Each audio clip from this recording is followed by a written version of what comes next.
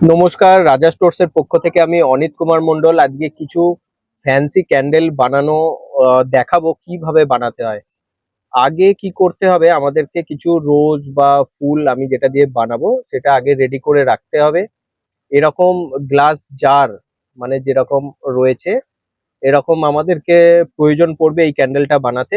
একটু বড় সাইজের করছি কারণ এতে আমরা অনেক রকম রোজ বা পিওনি ক্যান্ডেল দিয়ে আমি এটা ফিল করব। আগে মোম সেন্ট আমি নিয়ে নিচ্ছি, ফ্রেগনেন্স অয়েল মিক্সড করে নিলাম। এবারে ফার্স্ট আমাকে ঢালতে হবে হচ্ছে এই পটটার উপরে লিকুইড করা অবস্থায় সোয়া ওয়্যাক্সটা। ঠিক আছে, আগে এটা আমরা ঢেলে নিচ্ছি। আস্তে আস্তে করে সুন্দর করে ঢালতে হবে যাতে এদিক ওদিকে চারিদিকে না লাগে, দেখতে যাতে ভালো লাগে। যদি ঢালার সময় এদিক ওদিক হয়ে যায় তো একটু দেখতে খারাপ লাগতে পারে। তারপর আমরা কি করছি, একটু শুকনো হবার পর হট গান দিয়ে ওটাকে ওপরটা আর একটু সুন্দর ফিনিশিং আনার জন্য গরম করে নিচ্ছি।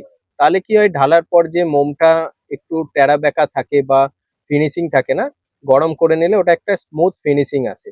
তারপর আস্তে আস্তে আমাদের যেহেতু উইকটা দেয়াই আছে, আহ, আমরা এই পিওনি ফ্লাওয়ার গুলোকে অ্যাড করে নিচ্ছি খুব সাবধানে আস্তে আস্তে করে। আর যেহেতু ওটা চিটিয়ে থাকবে তার জন্য আমরা একটু গরম করে নিচ্ছি।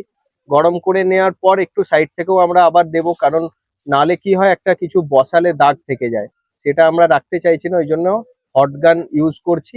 আর ছোট ছোট এইরকম নানা রকম তোমরা আরো ফুল নানা রকম তোমরা অ্যাড করতে পারো। আমি যেগুলো বানিয়ে রেখেছিলাম আগের থেকে সেগুলো বসিয়ে দিচ্ছি যাতে দেখতে একটু সুন্দর লাগে। দুটো আমরা সেট বানাচ্ছি, আগের সেটের পর এটা সেকেন্ড। এটাতে একটু আমি বেশি ফুল ইউজ করছি, দেখতেই পাচ্ছো অনেকগুলো ফুল দিয়ে দিয়েছি। আর ওপরে কি হয়, কিছু থ্যাংক ইউ হ্যান্ডমেড স্টিকার দেওয়ার পর এই উইক গুলো যদি একটু গুটিয়ে দেওয়া যায়, একটু প্রিমিয়াম লুকস আসে। মানে ন্যাচারালের থেকে একটু নর্মাল যেটা আমরা দেখি তার থেকে একটু উইকটা গুটিয়ে গুটিয়ে দিলাম। কেটে দেবো না আমরা, দেখতে খারাপ লাগে কেটে দিলে। আর একটু এই একটু স্টিকার টিকার গুলো ইউজ করলে খুবই ভালো লাগে। দেখতে পাচ্ছ আমাদের ক্যান্ডেল রেডি হয়ে গেছে দুখানাই। তো এইভাবে বানাতে হবে, খুব ইজি, তোমরাও বানাতে পারবে।